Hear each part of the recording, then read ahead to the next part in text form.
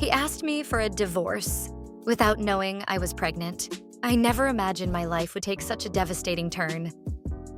If someone had told me a year ago that the man I loved, my husband Daniel, would be asking me for a divorce while I carried his child, I would have laughed in disbelief. Daniel and I had been together for 5 years, married for 2, and I thought we were building a solid future. I truly believed he was my partner in everything. We met in college in one of those moments you think only exist in movies. I was struggling to carry a stack of books, and he bumped into me, sending them all tumbling to the ground. He apologized profusely, helped me gather them, and walked me to class. That was how it started. His easy smile, the way he always knew how to make me laugh, and the way he looked at me like I was the only woman in the world. All of it drew me in. When he proposed to me 2 years after we graduated, I felt like I was the luckiest woman alive. We got married in a small ceremony, surrounded by family and friends, and everyone said we looked like the perfect couple. And for a while, it felt true. But somewhere along the way, things started to change. At first, I thought it was just stress. Daniel had taken on a big project at work, and he often came home late, too tired to talk. He brushed off my concerns, saying, "It's just temporary, babe. Once this project is over, things will go back to normal," I believed him. I wanted to believe him. But the late nights turned into weekends away for business trips, and the distance between us grew wider. I tried everything. Planning date nights, cooking his favorite meals, surprising him with small gestures of love.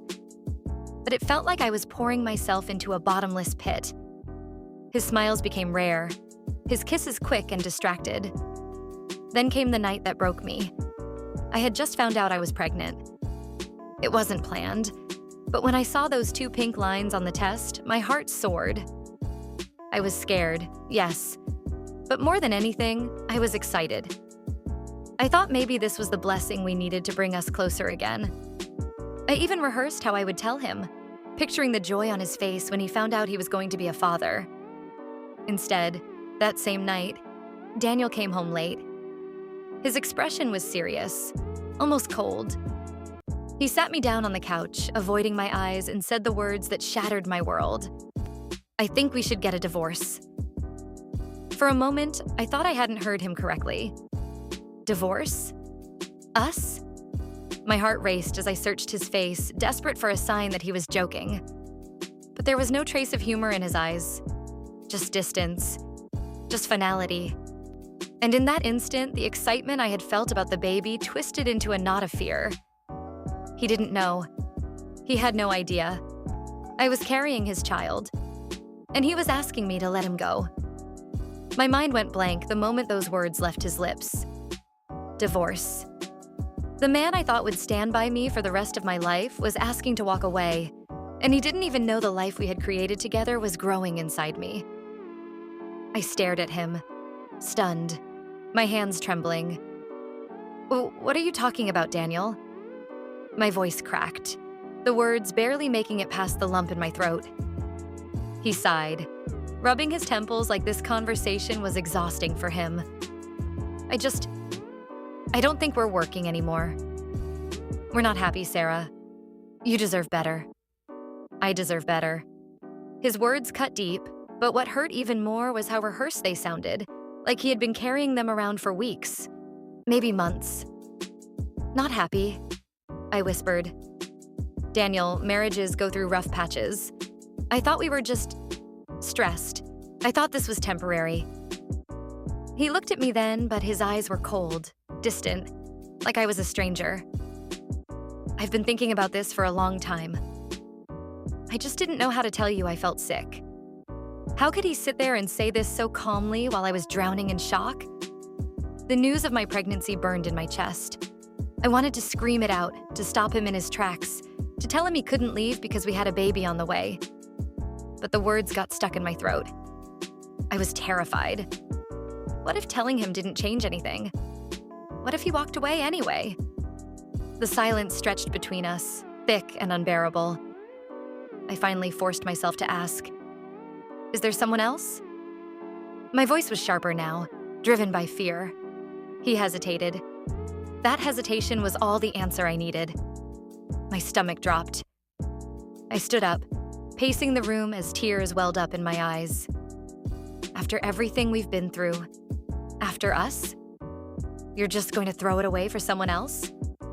Daniel stood too, frustration flashing across his face. It's not like that. I didn't plan for this to happen, but I can't lie to myself anymore. I'm not in love with you the way I used to be. Hearing those words felt like being stabbed straight through the heart. I wanted to collapse. I wanted to scream. But more than anything, I wanted to protect the tiny heartbeat inside me. The child who hadn't even had a chance to be known yet. I pressed my hands against my stomach instinctively. He didn't notice. Or maybe he didn't care. Daniel, please, I begged, my voice breaking. We can fix this. Don't just give up on us, but he shook his head. It's over, Sarah. I'm sorry. And with that, he walked into the bedroom, leaving me alone in the living room, my world crumbling around me. I sank to the floor, holding my stomach, tears streaming down my face. He had no idea what he was leaving behind. Not just me, but our baby too. I knew I couldn't keep this secret much longer. I had to tell him. But deep down, I was terrified that even the truth wouldn't be enough to make him stay. The night after Daniel dropped the bomb on me, I barely slept. I lay in bed, staring at the ceiling, feeling my world falling apart. Every time I closed my eyes, I thought about the baby, the one thing that still tied us together, even if he didn't know it yet. I couldn't hide it anymore. I had to tell him. The next morning, I found him sitting at the kitchen table with a cup of coffee, scrolling through his phone like nothing had happened. My chest tightened. How could he be so calm while I felt like I was barely holding myself together? Daniel, I said, my voice trembling. He looked up, his eyes wary, like he already knew I was about to start another painful conversation. What is it, Sarah? He asked, setting the phone down. I took a deep breath, trying to steady myself. I need to tell you something. Something that changes everything. He leaned back, crossing his arms. Sarah, please. Don't make this harder than it has to be. My hands instinctively went to my stomach. I'm pregnant. The words hung in the air between us like a bomb that had just exploded. His face went pale. He blinked at me as if he hadn't heard me right. You're what? His voice cracked. I'm pregnant, Daniel, I repeated, tears filling my eyes. I just found out last week. That's why I've been tired, why I've been distant. I wanted to wait for the right moment to tell you, but I swallowed hard. But then you asked me for a divorce. He ran a hand through his hair, standing up abruptly. He paced across the kitchen like a man trapped in a nightmare. This can't be happening. It is happening, I said, standing too, my voice firmer now. You can walk away from me if that's what you want, but you can't walk away from your child. I won't let you. He turned to face me, his eyes filled with conflict. Sarah, this doesn't change how I feel about us. Our marriage is broken. I don't love you the same way anymore. His words shattered me again, but I stood my ground. Maybe you don't love me. But what about the baby? Are you going to abandon him too? Or her? He froze, the weight of my question pressing down on him. For the first time, I saw fear in his eyes. Not for himself, but for the reality of what this meant. His life wasn't just about him anymore. I don't know if I can do this, he whispered. You don't have a choice, I said softly, tears streaming down my face. This child didn't ask to be here. But he, or she, deserves a father who won't run away. The silence stretched between us. I could see the war going on inside him.